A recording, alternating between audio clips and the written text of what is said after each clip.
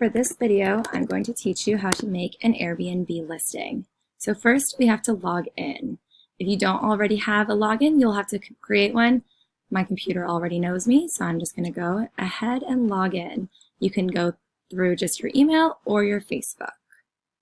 Once you're logged in, you're going to find Add a Listing. You'll click on that link, and you'll see here I already have some listings that I've already made, and you have the option of creating a new one. So I'll click here and create a new one.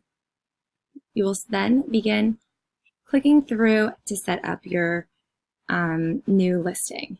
So for this, we're going to say that we have a 1-bedroom condo. So they'll be able to rent out their entire place for 2 guests in San Diego. It will be a 1-bedroom condo. So then we're going to just click through and answer all of the questions. The condo is an apartment style, and then it asks you to get more specific, and we found condominium. We'll continue going through. Is this setup dedicated for guests? Yes, it primarily is.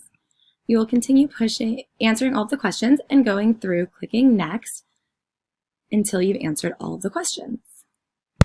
I'm going to now cut to a more completed version so that you can understand how to finish the Airbnb listing.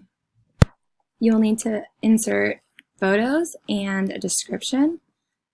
You can use nice words like light and airy,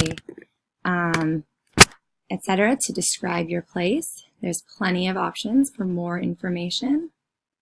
And then you're going to need a title.